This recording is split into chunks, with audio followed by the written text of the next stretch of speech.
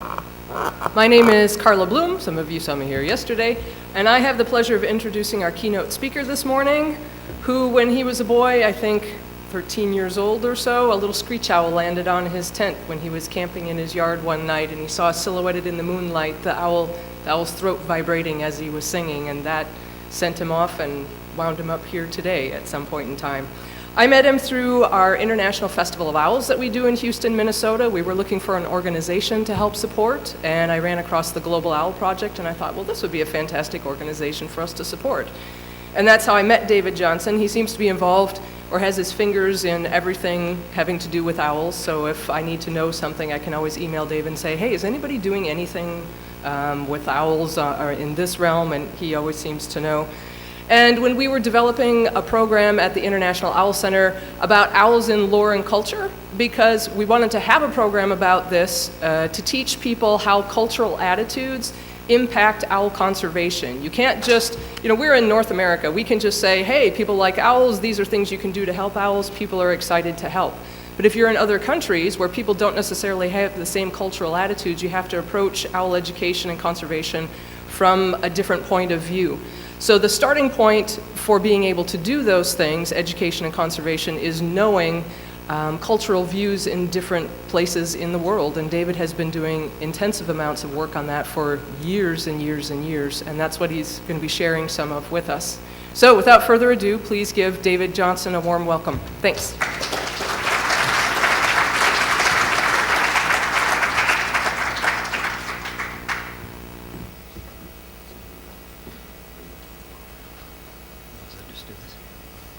Good morning. We started on this project about 8 years ago with the idea that we wanted to learn more about the owls and myth and cultural aspects. And so I've been involved with it with a lot of people now. As the title suggests, we've been working at least in 30 different countries. So I want to go through a little bit of our methodology and our results and just the complicated nature of societies and cultural aspects. We recognize that owls are very powerful entities. For many folks, they are akin to sharks, elephants, tigers, bears. They're right up there in that same list. As far as recognizability, the interesting things that folks have found with them. I've had countless numbers of people come and tell me, I remember the very first owl I saw. They don't remember their first robin or their first other things, but they certainly remember their first owl. And since then, so folks are touched by these owls. Partly it's the physical features aspects of them, their forward-looking eyes and so forth, but they really have a mystique. And for quite a number of folks, they are dangerous. They're quite literally very dangerous. They're shapeshifters. We've had a number of folks just simply tell us that they're not birds. These are spirits that just take the shape of an owl when they want to. And so you can imagine all the nighttime activity with the owls. So the main question we were trying to answer was, we believe that beliefs about owls have an impact on owl protection and conservation. Okay, we all know lots of myths, or many folks know lots of myths and stories about them. But what do people really believe? What's really true? What's really real in that now?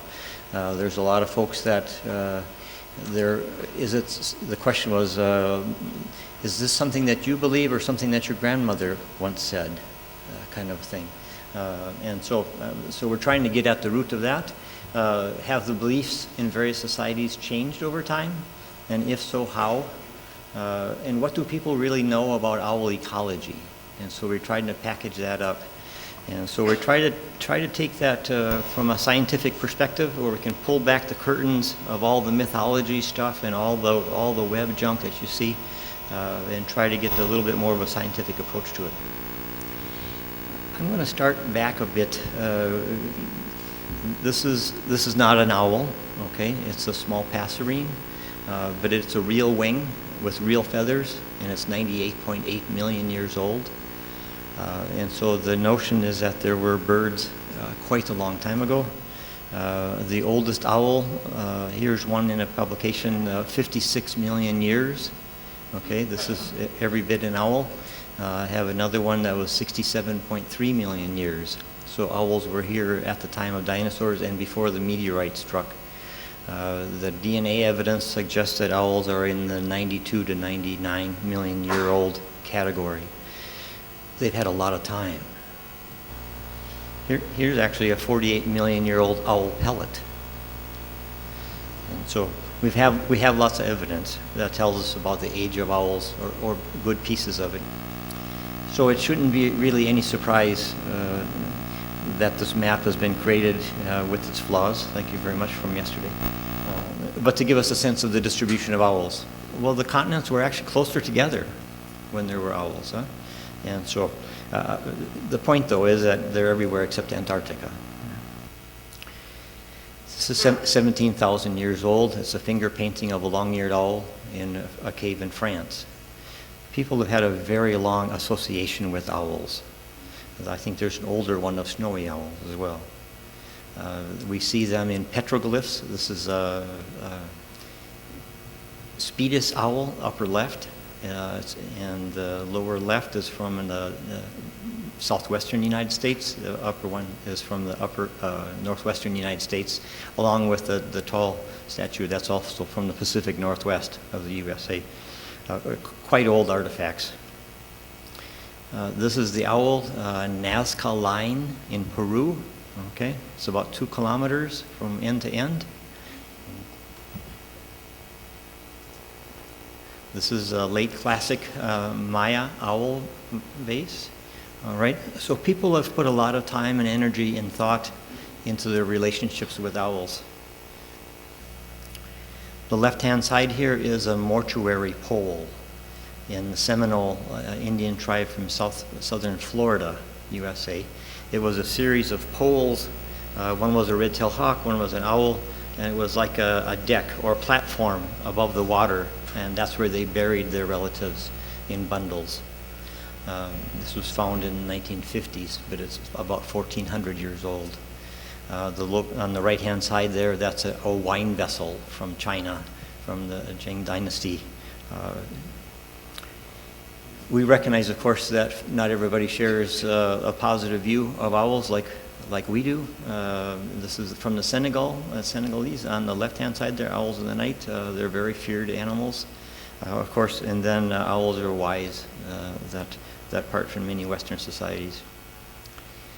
Owls have been traditionally the domain of shamans, and they still are. This is a woman from Mongolia that I met in Barcelona at a IUCN conference.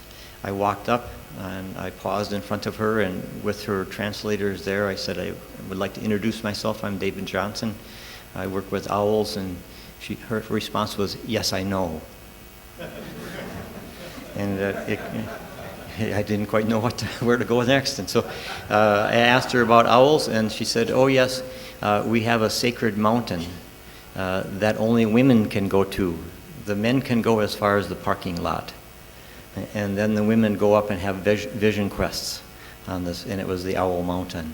And I thought, isn't that wonderful? She has flank feathers in the back of her hat from eagle owl. And of course, we have tons of owl logo things. In the right-hand side there, the gentleman is wearing a sweater. He's a security guard in Mexico City Airport.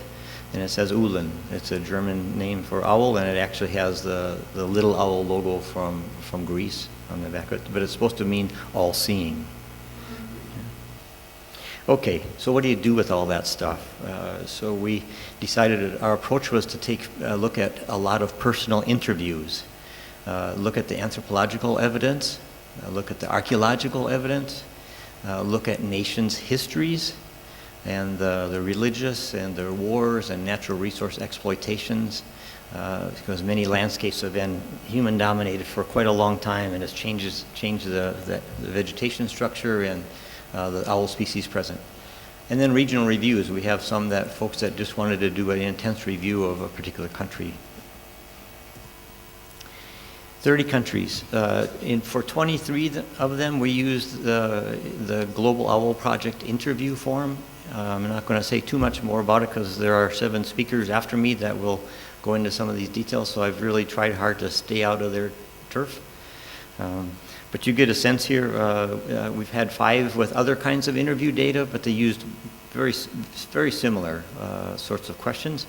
And then there are 2 countries that with cultural data, the British Isles and in India with Suruchi, the Sanskrit literature. This is a map of those countries.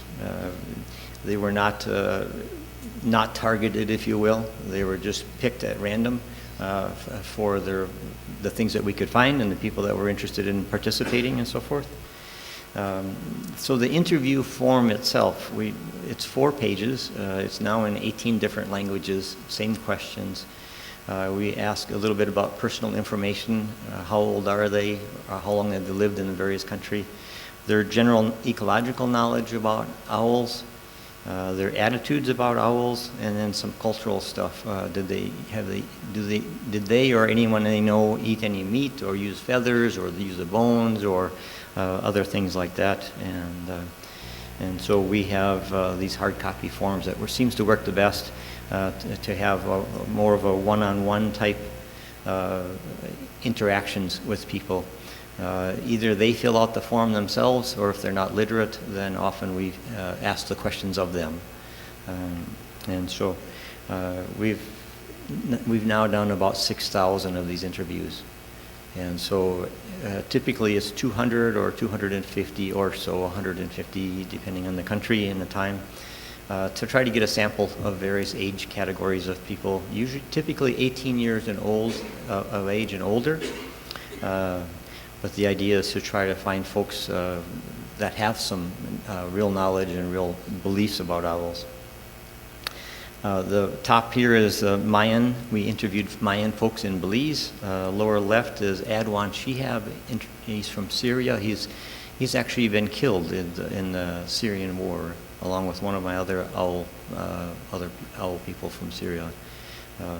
So it's a great loss. He's a good man. He was a senior researcher in the Middle East. The lower right is in northwestern China. Ma Ming is doing some interviews there. I'm going to offer 4 graphs on the next few slides. And the upper left will be data from Belize, upper right data from Serbia. You get the idea, Argentina and Iran. And so they'll all be positioned the same, so you can see some of the things. Okay, age of respondents.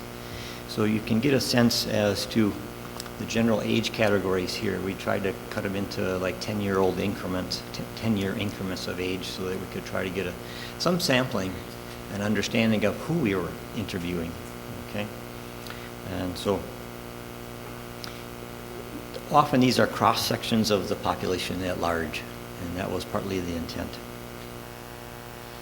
We asked them the question, where do owls live? These are just the kind of general category. Are they in mountains? Are they in forests? Are they in grasslands? Are they cities, farms?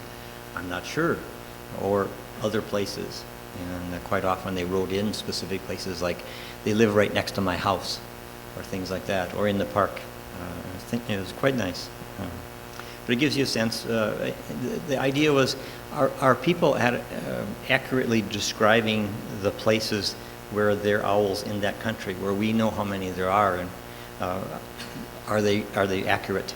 Okay. And the general answer is, yeah, they're pretty much. What do they believe about owls? So there are answer options. Typically these are multiple choice. And so when they did the interview form, we put it all translated back into English, or not, and then entered it into an Excel file so that I can combine all of the Excel files and have one mother load of stuff that I'm not sure what to do with. And so powerful spirits, they're wise, they're creator beings, they're scary, dangerous, they're bad omens or bring bad luck, they're helpful or bring good luck, they're just birds, they're helpful for medicine, I'm not sure, or something else. So the answers are all over the map on this kind of stuff. And so this is what the folks were given options for as far as their choices and selections, and you get a sense there as to what they believed about them. And then we said, do you really believe it? And the majority of answers were, no, I don't really believe it. That's something I've heard and my grandmother said and other friends have said, and it's a popular belief in my country and things of that sort. The beliefs, folks, there was a good proportion, though, that said yes, they really did. I was doing an interview one time with a gentleman almost to Georgia, the country of Georgia, and he says, I don't know. He says, you're the owl expert, tell me. And he worked for a national park. So it's interesting. Okay, so it's complicated to try to diagnose that, and the answers are basically A to Z and from the cultural perspectives that we have for the interviews. So these are the things that floated to the top, okay? About half of the countries, people in half the countries that we interviewed said owls are bad omens. If an owl, and it was almost specifically word for word this, if an owl comes to your house and calls, it means that someone inside will get sick, or if they are sick, they will die. And that's a really strong belief in many parts of the world, and it seems like that really got there independently. But what it really tells me is that this stuff goes way deep in time. The beliefs about owls go a long ways back. Some of them said it's a bad omen, but it also conveys some good things for hunters and fishermen. In the case of the Mayans, we'll get to that in a moment. Dangerous spirits used in witchcraft. If you want to kill someone in a couple of the African countries, you put owl blood on their doorstep. It's the same as if you shot them. That's what it means. They are now to you. In Pakistan, it's a negative term used to call someone a fool because owls just kind of sit there and look at you. And so that was the idea. That's where that came from. Powerful spirit used to be a bad omen, but not so much now. Powerful spirit, owl is protectorate. That's a common thing with a lot of the Asian and Middle Eastern countries as well. A couple of tribes, well, several tribes, two in particular in Australia, they're powerful spirits, the creator being, they physically started the earth. And I went out with the Wardaman tribe in north central Australia. They took me to the spot where Gordal, G-O-R-D-O-L, one word, Gordal the owl started the earth. And they said, you're the second white guy we've ever had out here. And it was a really quite amazing place. And he said the first white guy came out to an age, it was a 6 foot long, 2 meter white painted owl on a rock overhang. And he said, yeah, and he said, he said it was 1,500 years old. And he taps me on the shoulder and says, and heck, that was just when it was last updated.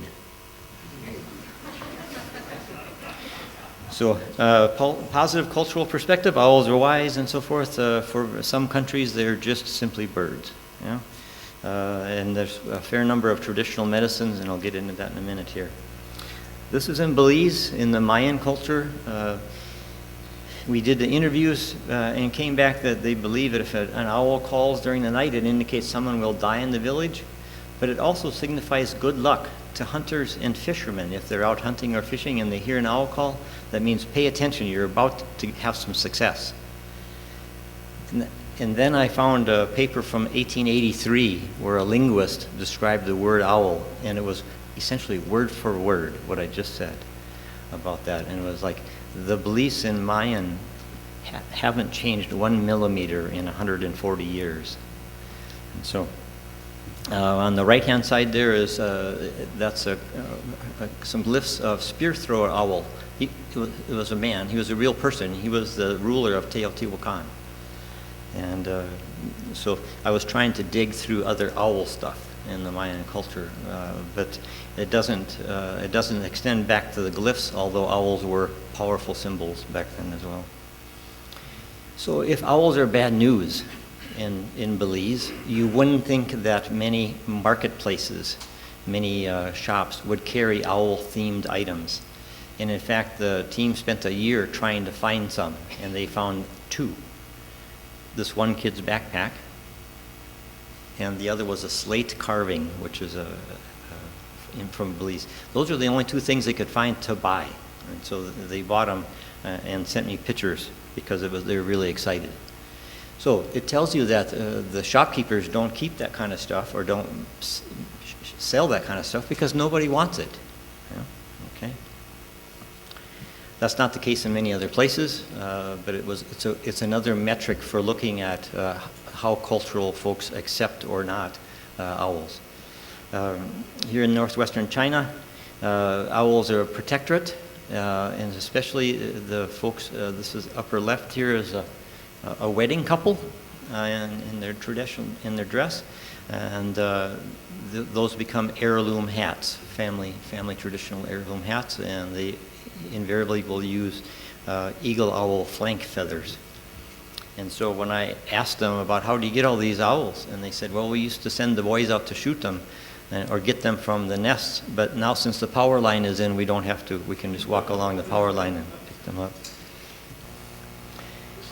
So not too surprisingly, perhaps, owls are helpful or bring good luck. But not everybody believes that. And not too surprisingly then, do you know someone or have you killed an owl? It's pretty routine in that regards. Here's a young boy inside a yurt with an eagle owl wing. Eastern China, I got a call, an email, from the police department, and they said, we have 44 live eagle owls in ace bandages and bandaged up. What do you think we should do with them? And I said, take them to the edge of town and let them go. And so they did, and then they sent me pictures that they were sitting on top of their police cars because there was all these eagle owls all around. They said, we didn't catch the guy, but in his car were these 44 eagle owls. And I said, let's keep in touch. If you ever catch him, I want to hire him for the Global Owl Project. He certainly knows how to get owls. Obviously, these are destined for the traditional medicine market. In India, Suruchi has done some heroic work, Suruchi Pandey, in translating the Sanskrit literature and the various aspects about owls and other wildlife in there.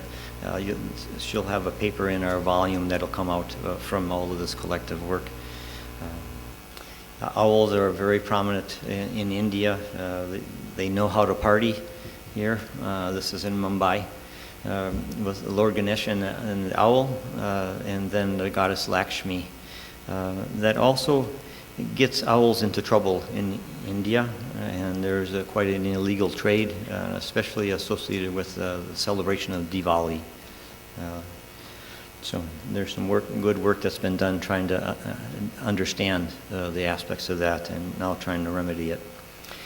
In the western Alaska, these on the left hand side here are 2 masks that are worn to make contact with the helping spirit of the owl. These are short-eared owl masks, and when you dance with them, you carve them. You have 2, and you dance with them, and you usually have little rings in your hands with feathers, so you make connection with the spirit of the animal that you're wearing.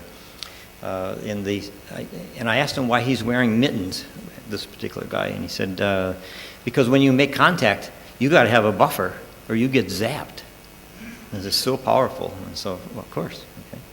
Okay. And on the right-hand side, this is in Burkina Faso, Central Africa. You'll see 4 masks there. The first one is a gazelle, second one is a water buffalo, and the last 2 are owls. The job of the owls, this is a weekend celebration event.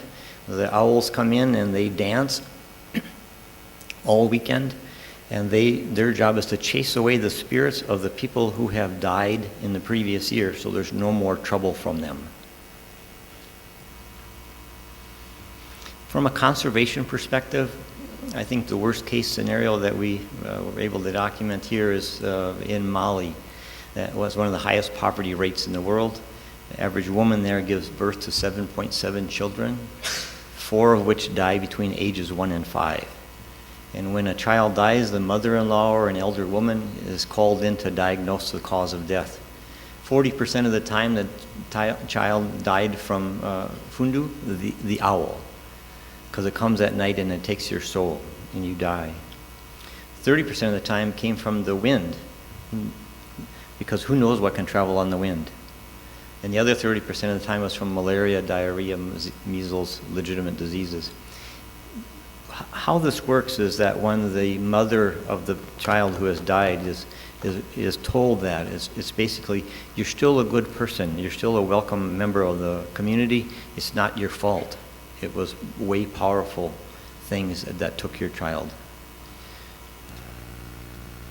Opposite end of the spectrum is like the Gordal site I mentioned to you, that where the Wardaman tribe believes that the owl Gordal started the earth, quite literally. And so after we talked about it and visited the site, I said, so do you think the Wardaman tribe people really protect owls? And he looked at me and he just paused like, have you been paying attention to any of this?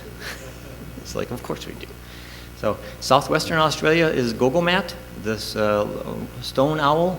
That's a sacred and powerful creator, healer, and destroyer. It looks over the valley where the people live, and it's a living spirit that must be protected at all times. And so there is a great fear about this particular rock structure now, because not too far away, a couple of hundred meters, is a quarry, a rock quarry, and they're really afraid that it's going to slide off.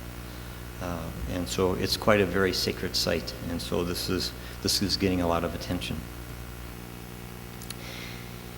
This is one of our colleagues in Kenya, and to the middle right-hand side of the screen is a Mackinder's eagle owl nest. And one of the things that he found there, he was taking tourists there, bird watchers, to see the eagle owls, Mackinder's eagle owls, and then he was getting paid for that sort of ecotourism, half of which went back to the farmers, so they would protect the nest. Turns out they never had any reproduction from these nests. And these and many more nests in Kenya. And it turns out that there were folks watching them, and they would come afterwards and steal all the eggs.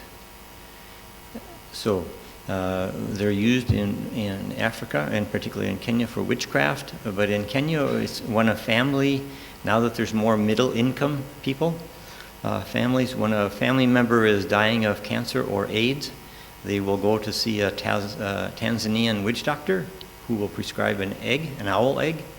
So a middleman goes out and gets one of these eggs. It's very expensive. And so it's $3,800 per egg. So we figured out the price of it. It's basically twice the price of rhino horn and 80 times the price of ivory. And so we're trying to figure out what should we do. And so I've been working with some folks to develop telemetered eggs, okay, to put in the nest, because we know they're going to be taken, and try to capture the middleman en route. We don't want to necessarily get to the family because we're not going to arrest them, okay, but rather we want to arrest the people involved and throw cold water on the whole story there. But what our fear is that the conservation officers are part of the problem, and so we don't know who to trust. This is a serious, very serious activity. They'll go to the nest, sprinkle it with maize flour, and then collect it with black and white checkered cloths, so they actually do not touch the egg. Beliefs change. In the U.S., we killed people for being witches. Now we dress up on Halloween at the end of October, and we celebrate that and make fun of witches. And so societal values really do change. In Iran, when Tayyiba did the interviews, she did about 450 interviews. And for the older folks, the belief was that owls are bad news. If they come to your house and call, it means someone will get sick and die. And like the lower left hand is a little owl. That's the most commonly seen owl in Iran. One of the gentlemen, he was 75 years old, he says, "Oh yes, and if the owl stays long enough, the house itself will turn to ruins." So, but now there is a restaurant chain, 14 restaurants scattered all around Iran, called boof. It's the Persian word for owl, for eagle owl. It means a large owl, and it's because boof is what they sound like. And so you wouldn't name a restaurant chain boof if you were really afraid of owls that are going to cause sickness and death. Okay? But now they're quaint remembrance of the past. People recognize them, but they don't have the power. Now they're just cute, and everybody can recognize that restaurant chain. That's the corporate office there, the big picture on top. There hasn't been any education programs about owls, ecology in Iran about owls, but still the society has changed quite substantially from the former days. I think you heard folks yesterday talking about Jordan, Israel, and Palestine trying to use owls as objects for peace. There are folks, good folks, trying to make changes in important societal aspects with owls, using owls in the process. It takes time. It takes a lot of time. I think generations of time. And I think we look for quicker responses with our education programs and with our research and conservation efforts. Here's a map of Europe from 476, okay?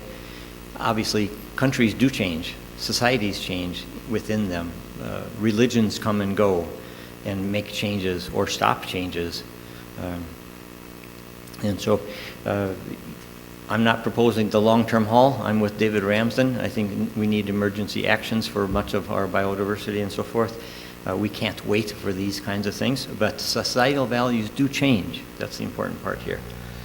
And so I was trying to find out a little bit more about the migrations of people around the world, because this issue about when an owl comes to your house and calls, it means someone will get sick or die, is prominent. It's like word for word in very disparate countries. And so, so I looked at the DNA, and it's complicated, you know. So I didn't spend too much time at it, but I thought we should get a slide because that is part of how we are. I'm happy and I'm positive about this. On the left-hand side here is a 39-year-old man, Isaiah Welch. He is a tribal member. He's a practicing shaman. I had a chance to spend 3 days with him. And I had always heard from the Umatilla tribe, this is in Oregon, in Washington, that owls were bad news. And I've had quite a number of those folks tell me that when they see an owl, the first thing they do is they avert their eyes and they don't want to see it. They don't want to make contact because you're fooling with danger. And so just kind of leave it alone.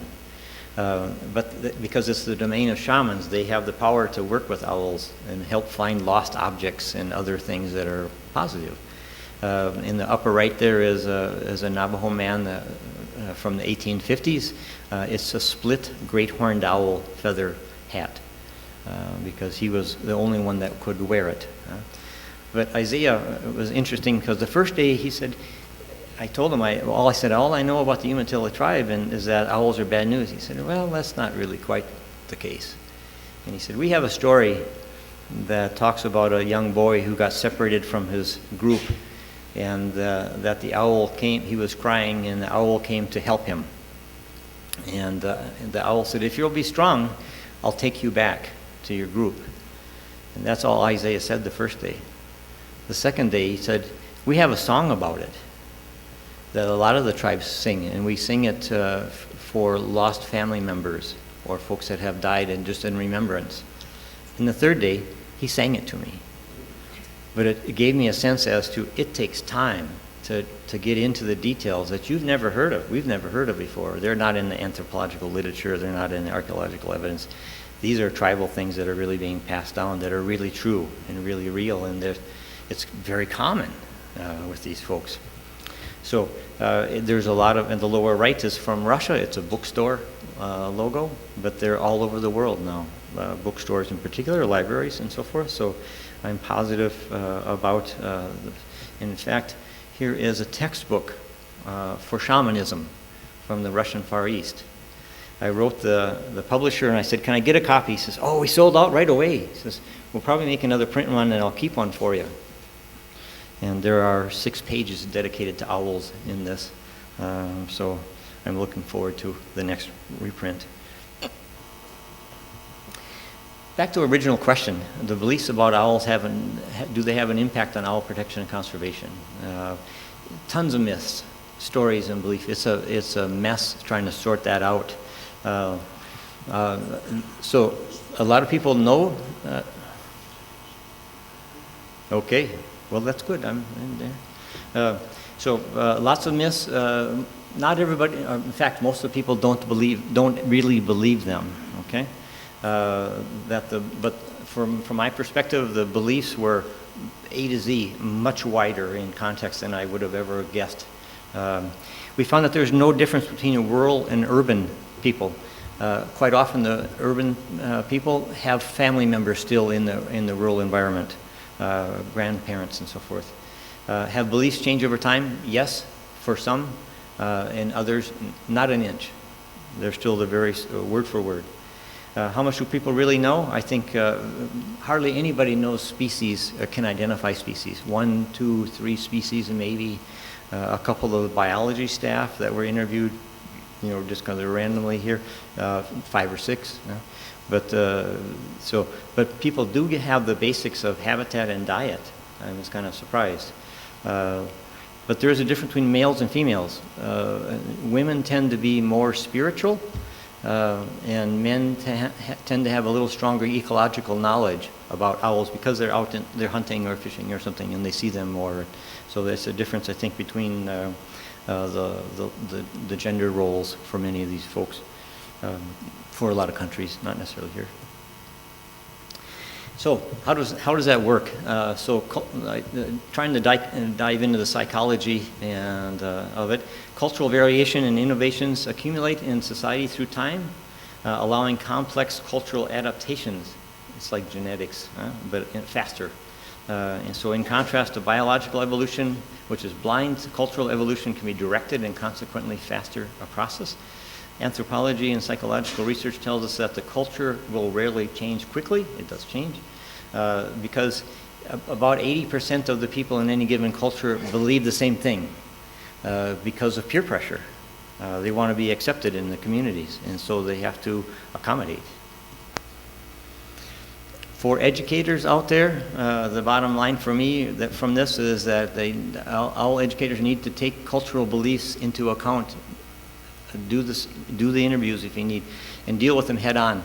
In Belize, there was a woman there, the director of the Belize Zoo, that was doing education programs for 12 or 14 years, and she said, it's just not sticking. I just can't get the kids to, and I said, after we did the interviews, I'm not surprised. The cultural beliefs were kind of opposite. And so you can't just foist on ecological stuff without dealing with the cultural aspects too. In the Northwest, the belief is that when you die, you will meet Dadadaxel. It's not a bad thing. He's going to carry you into the afterlife. And so I have the opinion that I use TripAdvisor because I want to get the truth and then I'll go. Okay. So thank you. Thanks to Bruce Marcoux, my colleague that's been working closely with me, and the many team people. I think we have about 60 people that are actively engaged, probably more now, on this, and several of you are here. And so we're going to bring all this together into a publication through the Journal of Ethnobiology. It'll be a Contributions in Ethnobiology. Then from there, then the best of the best material will go into a Smithsonian International exhibition and an accompanying book. The book, of course, will have to have all the stuff that we couldn't get into the exhibition. Yeah. Okay. Thank you.